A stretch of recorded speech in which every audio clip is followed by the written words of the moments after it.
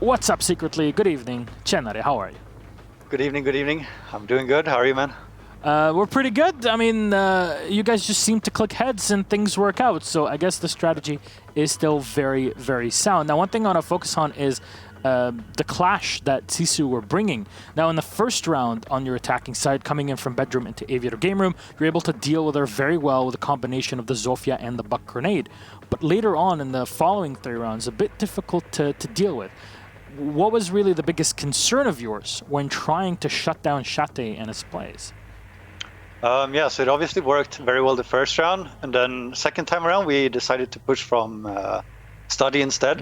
We wanted to keep them guessing a bit, but they were obviously much stronger at defending that side, and it's usually a bit easier with the clash, as you could see from our defense later on. So after that, we basically just decided, now, screw it, we're just going to go with what works. And next time when we went from the master side again, they just had no chance. The clash couldn't do anything, and he basically got confined to the site, right? He had to stand in a corner and just watch his teammates die. So I don't know. It was just basically about us playing to what the clash is weak at, right? And I also think they could have been a bit more aggressive around the clash. Yeah, and we saw that when Sisu were kind of getting those rounds early on and we're up 3-1 against you, but that was really when your attack was trying to come up from the main stairs, come in from the study, and the clash was able to do work because they had support, they had set up their reinforcements also in a way where there's a rotation hole back into aviator game room. The whole setup was done to make sure that the clash functioned correctly, at least from what we could see, and that worked well. But for you, it seems like when you went to your defensive side, you were just running about and able to predict where your opponents would come from. Now, this time, Shate as well would have been a problem if it weren't for you kind of sniping him off early in the round every time. What was the telltale thing that kind of told you, hey, he's coming through here, let's just fight him and take him out and isolate him?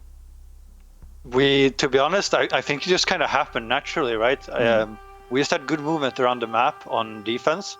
We read pretty fast, apart from the first defense round, we read pretty fast where they were coming from. And Vito line was the Shate sniper, I guess, and he was just running around with just feeling confident. So since Shate was the first guy in, I guess, he just ended up dying first. But there was no like special plan about it, to be honest.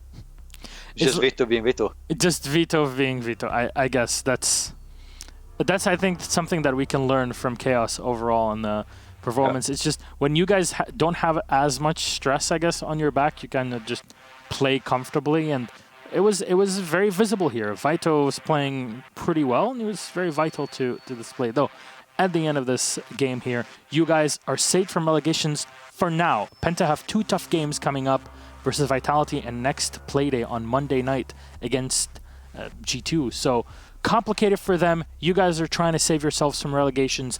Anything you'd like to say to the fans? Thank you all for the support as always. Right now we're going to go cheer for Vitality, of course. So please join us in giving Vitality power, because we need them to win to keep our faith in our hands, right? Because otherwise we're going to have to rely on other teams, which we don't really want. So let's go Vitality. Please beat them. And yeah, thanks for the support, guys. All right, Secretly, thank you very much for the interview. Congratulations again on your victory against Sisu. We'll see you on Monday night for the final Playday of EU Pro League. Good night. Thank you. Good night. Bonsoir, Crapelle. Congratulations. How are you feeling now? Well, I have to say I feel pretty good. I mean, we're going to Japan, so how could I feel bad? When it got to 5-5, what were you really feeling or thinking? Just sitting in your chair there, listening to the comms in your team, and trying to watch as best as you can. Honestly, I was literally praying. I was like, please do it, please get next one, and we did. So that was super loud because everybody knew that with six rounds, whether we won or not was more like of a personal ego stuff, but like we knew we were off to Japan anyway, so it doesn't matter. It got super loud. It doesn't matter. It doesn't matter. So that said, the Nook, man, is it just aces or is it the combination of aces and the sneaky Nook? it's a mix of aces being insane, Nuk being really good against people who rely mostly on information like G2 does, as well as really, really good information. Like we had information on pretty much all of them all the time. So that worked out super well. It really did. I mean, we looked at this when you guys were on your defensive side, and we're like, okay, this is close, but 4-2 at the half, it's not looking maybe great when you go to the second side, and then the Nuk comes out. Now, how were you kind of staging those runouts to get those picks on G2 and the so important refrags on the defense? So we knew they would play super aggressive.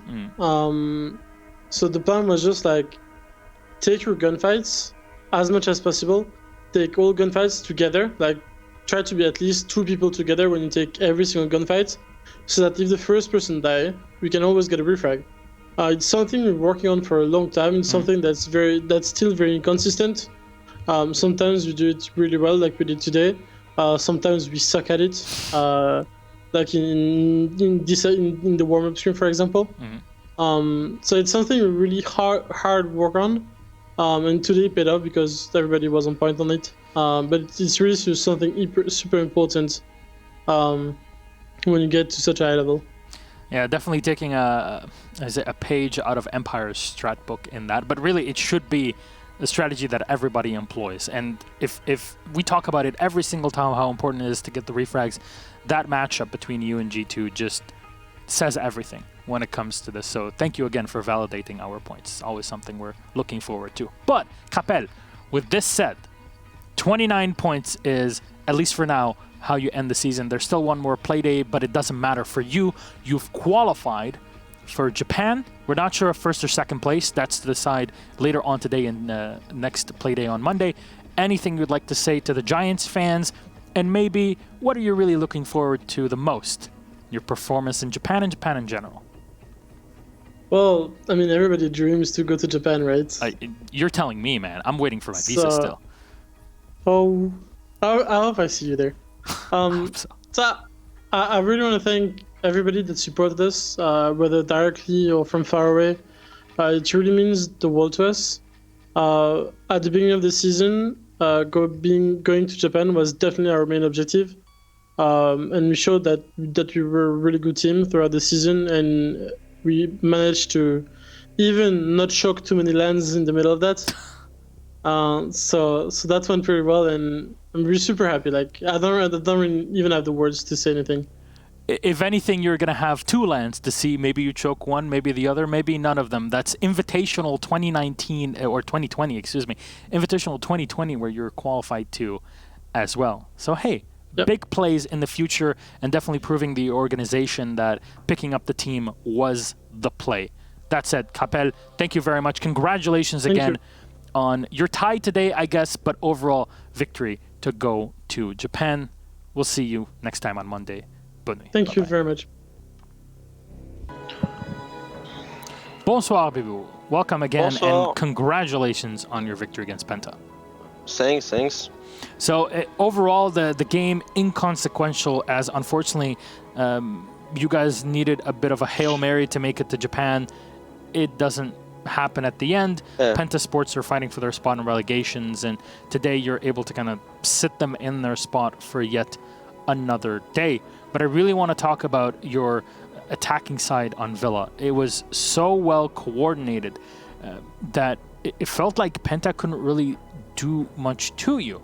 Now, how is the communication going in between everybody? Because I know you guys are now going through in English between the players, but how did you allow Bridet to ace the round that he ended up doing? Because it seemed like at the end he was kind of relying on his own game sense for it. Like we know, we make our job, so our homework, so we know they let us a lot of space, and they try to play every site like 3 on site, like around the site, and 2 free roaming or like this. And they love to flank, so we just take the space that they let us free quickly. And after, it was just like trying to work on the sites to get kills, and I don't know, like on the we shouldn't like win the five attacks, but like Bride and Stiggy was very very strong tonight. They just carry us. So yeah, just now Bride has incredible gunsons. Like on the kitchen one, he just wallbang someone from the bathroom in the green, like in the kitchen, without any information. And even him, he was surprised. He said, "Oh my God! Like I just killed someone with a pre-fire on the floor." So yeah, I was like, "Yeah, you're too good." Like I said, like he's the best player in the world. So yeah, there was somebody. Oh, Fabian will hear that. There was someone trying to come up from the wine cellar, but he found it the perfect moment. And it was greatly, masterfully played by Bride. But that was that specific round. There was a round when you guys were still attacking, and it was a trophy defense from Penta, and they didn't actually reinforce that bedroom wall. When you see so many soft walls in positions where you're not expecting them at all, what do you think? Does it scare you? Does it make you pause for a second and kind of talk to one another about this, or how do you treat it? Like no, it's like we saw that the walls were not reinforced, so I think like at the end, like we didn't have soft breacher at the master side at the beginning, so. Just Bride and Edqual, I think, was there, so they just showed in the walls to have like to cut the connector and the trophy to have line of sight, and I think like it's like better for us to have line of sight like this from master with all of ACOGs and everything. And after we just with this wall reinforced, we know that the astronomy side was weaker. Yeah. So we were going to push Astro, and he did pretty good. Like Stiggy came like a 3K, I think, at the end, and yeah, it was like I said at the end when I just came back from Master, I just killed someone on Trophy, and I said, guys, we need to push Astro. We did it. We have the 2 info of one was top of red stairs, one in statue, and all was pretty good. So and Stiggy just make his job. So yeah, it was good. Running the SMG-12 there with the Dokebi, and good control for him to play from Trophy. But yeah, that was it. Final question, I guess. Is there any reason to bring out the Cav at the end? Because I know people will ask, any reason behind the Cavera, or is it just like whatever? Yeah, no, we know that they were relying a lot on the Jackal information and use it. So Spike just said, okay, my Mozi is not like the worst pick. Mozi is always good because you are denying a lot of information. But like he said, I will try something. We said, go ahead, try something. I think he should maybe just go downstairs, not hiding in bathroom, because you can be drawn. In downstairs, no one is droning. Like, it's very hard to drone all the map on Villa, so maybe he should does that. But like, he tried. We say we were all alright on that. He tried. It's not working, but maybe one time it will be working. So who knows? Nice try. That's all. Yeah. Maybe we'll be able to catch it off on stream and see what happens with the CAF plays. We haven't really had many of them this season, that's for sure. But at the end of this play day, Vitality cements its spot in EU Pro League. It's been a hyper-competitive season. You guys came back from Challenger League and proved to everyone that Vitality is no slouch. Play day 13, anything you'd like to say to the fans? So just thank you to all the fans. Thanks for the interview, Milosh. Again, like thanks for all the season. Like we did our best. I think we could maybe go to Japan, but at least we secure a spot in Pro League for the next season. So it was the main objective. We did it. Now it's just bonus, and we try to make the like good game, good team play, and try to have a good games for the viewers. So thanks a lot, and see you next season maybe. Well, if anything, we will be seeing you on Monday for your final Pro League game of the season against Sisu. And of course, after that, for all the fans that are watching out there, make sure that you follow Vitality through their run in the French League. So that's coming up soon at the end of this month in the grand finals. Actually, it's literally like the first couple of days of November at Paris Games Week. 1 and 2, the first and 2. Yeah. So it's going to be pretty sweet for any Vitality fans out there. BiBoo, thank you again. Congratulations on your victory. Thanks. And we'll see you soon. Good night. See you soon. Good night. Good evening, GIG. Congratulations on your victory. And you'll be making it to Japan. Congrats on that. Yeah, thanks a lot, Milosh. Well, it's been a rough ride and a very long one for Navi. You know, the entire squad starts off as M&M Gaming in Challenger League. You win UK Premiership, you win CL, you move on to Pro League, and on the first season in Pro League, you're on your way to represent the EU. For you, knowing that neither G2 or Empire will be making it there, what's your thoughts about this? Is there a way to see a big play from Navi in Japan? We're gonna go there and do our best. Yeah, we didn't come into the season expecting to make this, but yeah, we're happy with showing enough and beat some of the big teams along the way to go to Japan. And obviously, look at the competition from the other regions. We're confident we can go there and put up a good show and definitely try and win it. Yeah. Yeah, it's the first time in a long time since we had Playing Ducks that we have UK representation really at a Pro League final. So yes, it has been like two years pretty much since it. So yeah. two and a bit. So it's been a while. That said, it seemed like you had control over Empire in a way that we didn't really see many be able to pull off. You were picking them off one by one on your attacking sides, and they weren't really able to respond to it. For you, watching through this and listening to the communication between your players as the coach, how was it them like trying to figure out the opponent's positioning and capitalizing on it? Because we just see the kills. We don't know what's happening in the back. Well, on defense, we took a lot of time to study what they do. We knew they would do the same thing, and they did. And we, the 4 rounds we got were quite comfortable for us. Armory, we probably should have won, at least probably one. Just joystick on sandwich is obviously different nature hard to deal with. Exactly. On attack, we had all the info, but starting off, I think nerves started to come through a bit. The comms are a bit shaky, and you see in that first round with a 1v3, like that was just down to comms being all over the place really. But after that, we started to hit the rounds we needed, and did enough to pull through. I could tell there was a bit of shaking happening in the back, and completely understandable. You're playing the match of your life right now, and it works out. Navi will have yet another opportunity to prove to everyone that, hey, we're not just some EU team, we're not just a UK-based team and just here to win Prem, but we're here to actually represent the region in international play outside of even our minors. That said, since all of this is done, anything you would like to say to the fans out there, because I'm pretty sure that there's a lot of surprised faces when watching this. Yeah, I think throughout the season, more and more people have started to realise that we are capable of beating teams like this and putting up big performances like we have the past few weeks especially. More people have started to enjoy watching us, and thanks to everyone who has. Your support means everything. All right, Jeji, thank you very much. Congratulations to you and the rest of the team here at Navi. We hope to see you in Japan very, very soon. That's it. You join Giants to represent Europe. Good night. Thanks. You too.